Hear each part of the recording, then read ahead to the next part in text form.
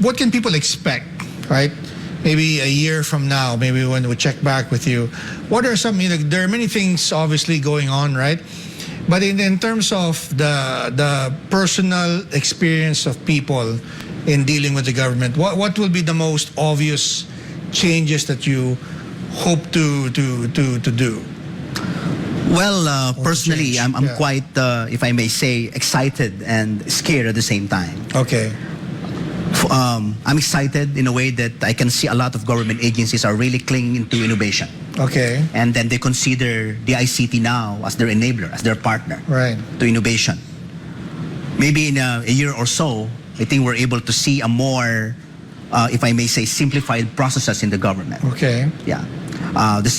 Aside from the current projects that we have more projects that we'll be implementing. Okay. These are more and focus more on creating more expedited processes. Okay. Okay, making it more paperless. Okay. Cashless.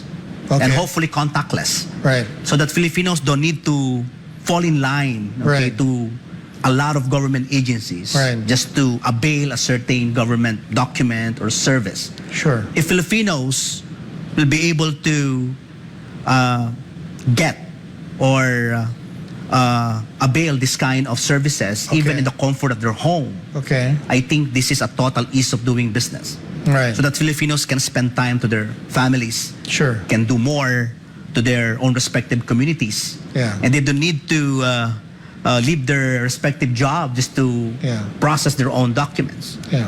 Secondly, I'm also quite scared because Clint, when I joined the government, when I was in the private, maybe I'm not bad-mouthing, but You're the one. You're on the other side complaining. yes, I might be one of the person maybe criticizing why it cannot be done more efficiently. In my rational mind, Sure. I know that it can be done. Yeah. I know that it can be developed. I know it can be implemented. I know we don't need much money, to Sure. implement it. Sure. Right? As long as we have the manpower to do so. Sure. But when I joined the government, I shut up. Right. Because You saw I see the reality. I see the reality. I see Yeah. the bureaucracy. Yeah.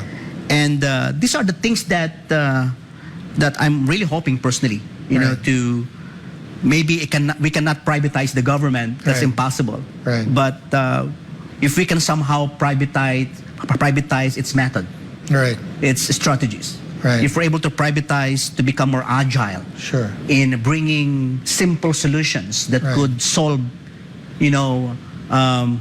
big problems. Sure. We don't need to have a fairy tale story to solve issues in the government, especially in terms of innovation. Yeah. As you've seen for the past 10 months of my stay in the ICT, without so much budget in our hands. Right. And we're able to deliver these simplified solutions so that Filipinos can now enjoy, a more efficient and more speedy service of the government. Right. Now, efficiencies and is the obvious thing to look at here, the benefit, right? But I'm sure that, it's also in your mind to address corruption, right? Because you're getting rid of red tape, right? So is that also part of the mandate to maybe digitalize, maybe to get rid of the opportunities for graft? Is that also in your conscious, framework, right? To develop and roll out these projects? Yes, that's actually the main goal. Okay. The complex the process, the elongated are the lines. Yeah. Get rid of the fixers. Of course, more fixers if there are more manual processes. Right. But if we're able to fully automate this, right. If we're able to make it more contactless, not allowing them to speak to each other, right. to avoid red tape, right. That's already an anti-corruption system. Sure. Right. Another one is if this is more simplified. Yeah. Innovation doesn't. It doesn't mean to be complicated. It can be simplified. Innovation means simplification. I believe that personally. If the process is simplified, of course there will be no corruption anymore. Sure. Because there were no complex things to have an alibi of fixing or red tapes later on. But could you give an example of what you were referring to a while ago when you said that you used to complain about something when you're dealing with the government, when you were still in the private sector. Now that you're in the inside, you see how things really are, and maybe how complicated it is to change. Can you maybe remember a couple of examples of some of the things that you used to complain about, and now you're on the other side. You realize the challenges in doing those reforms? Well, for me, technical is easy. Okay. Operational can be discussed and can be implemented. Okay. But political is also maybe one of the things that we need to face as well.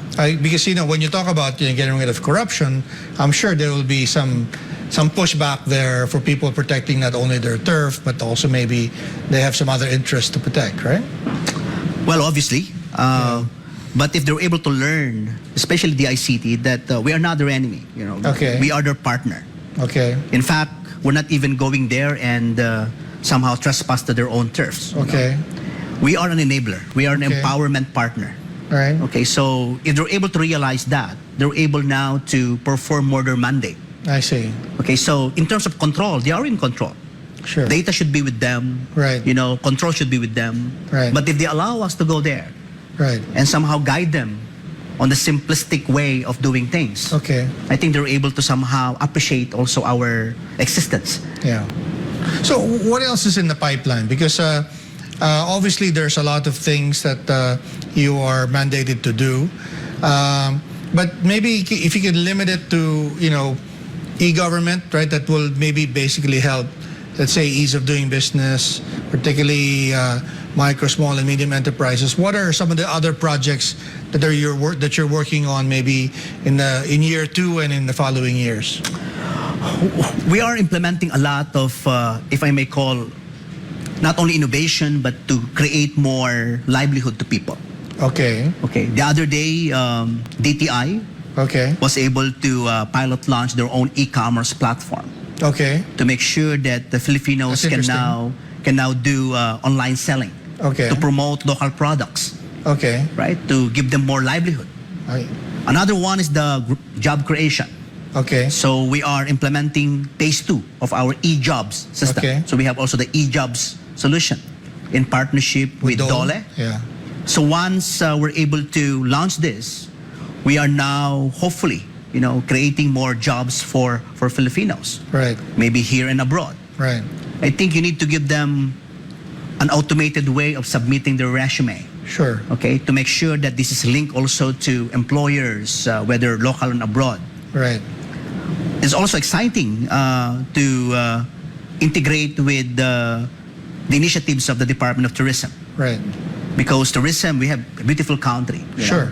So I think if we're able to innovate that and get more tourists come in the Philippines, so we're able to create more jobs as well. Right. E-governance is also working closely with them because they are very proactive in innovating as well. Okay. So, can you talk a little bit about that DTI platform, because that's an exciting thing. Is this an app? Is this a website, or is it a combination of both? And how do people get on board? How will businesses sign up, and what can they get out of it? It's a free platform for people, so they don't need to pay anything. Okay. So let's say if you're a merchant, let's say if you own a restaurant or you're selling things. Is there a DTI website to log in, or what? How do they're launching soon? I think they will be grand launching that by August. Okay. So they don't need to have an app. Okay. It will be integrated to the eGov Super app. I see. It's part of the app. So once you download the app, aside from a lot of government services in it, you can now click market. Okay. Once you click market, fantastic. Now it will detect the nearest, maybe restaurants or nearest shopping area. And the goal of that e-commerce, we're fully supporting Sec Pascual's vision to promote local products. Right. Because right now we are #1 shoppers. Right. The Clink. Right. And guess what? What we're shopping? Right. All foreign products. Right. That's why the Philippine e-commerce platform will not only create revenue to merchants, but to create more jobs, to create more additional revenue to a lot of people. The job portal that you were talking about, the project with the Labor Department, is it also going to be part of the app? Yes. Okay. DOLE, they have Because their own... they have their existing job portal site, Yeah, right? they have the Appeal JobNet. So Yes, they have the Appeal Phil JobNet. yeah, right. So we are talking to DOLE to how to integrate this. I see. And link this to the eGov PH app. You see, the eGov PH app, consider that as a rotunda. You know? Okay. So instead of you building straight highways Sure. where you need to create a lot of esquinitas. Right. So the eGov, once they plug in here, Right. whoever will pass this rotunda will enjoy all of those integrations. Right. Without going through a lot of systems. And then for the user experience, is it going to be faster, more efficient to deal with the job portal site on the app or on the website, or what is the advantage of integrating it with the portal? It will still go to their system, by the way. I see. So it's their own system. So you're just adding more avenues to. Yes. I see. So that's why it's called one-stop shop. That's why it's called Super App. Okay. Because instead of you going there and signing up one by one again, register again, put your first name, your last name, your middle name, your Right. ID, and so on and so forth. You only register once. And then you're already. Then you can now enjoy all of those services. I see. And then what's the timetable to do that? To integrate fill jobs to the app. Hopefully we this can, year, next year? Hopefully we can finish this year. Hopefully. This year also. So a lot of things on your pipeline. And you mentioned the tourism coordination project. Is that the e-travel? You were referring to that? No, e-travel is different. That's Still more, different. That's different. Lots of things going on, right? Okay. Yes, so lots of things to keep track of. The Department of Tourism, they're building their own Travel Philippines platform. Okay. So once they're able to finish that platform, now we can also integrate to the eGov PH. So who's the customer there? Is it the local tourist or both? Foreign tourist? Okay. Both of them. Yeah. So even foreigners can download the app and they can, I suppose, get other services that are applicable to them. Interesting. Wow. And then that will be rolled out by when? I've seen the tourism platform. Okay. It's beautiful. Okay. So I think once they're done in developing that, we can now do the integration. All right. So lots of things on your plate, USEC, but well, it's not me. Yeah. They're doing their own. Sure. My job is just to integrate all of them. But still, you're doing a lot of integrating. Thank you very much for your time. I know how busy you are, and I appreciate that you made time for Business of Politics. Before we go, USEC, maybe you want to leave a message to our audience? Well, thank you, Klink, for inviting me here. I'm really exhilarated, to be discussing about our accomplishments, because we rather accomplish things, rather than publicly announcing, every little accomplishment that we have. Sure.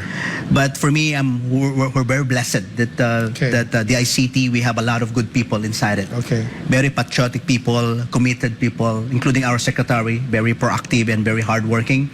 So now we're able to accomplish, small wins. These are the citizen-centric platforms where Filipinos can enjoy the real ease of doing business. Right. They don't need to fall in line. They don't need to go to a certain location just to avail government services. So the direction of their president is very clear. If we're able to maximize and utilize the advantages of innovation, including this available technology, now we're able to provide more convenience to people, including the ease of doing business. And hopefully, this will be sustained, right, as we move forward, and so that us and the new generations to come will enjoy these new platforms of the government. For the first time, we can call it the e-government as a service. Yeah. So the government is becoming a service now to the people, not the other way around. Right. So and it begins with downloading. What's the name of the app again? You can download the eGov PH app, so both iOS and Android. All right, there you go. Thank you so much, Klink. Yeah. USEC, thank you very much. And I'd like to thank also those watching this program live and those watching the replay. I'd like to thank Pastor Apollo Kibuloy for making this program possible. This has been Business of Politics. I'm Dante Klinka, and I will see you next week.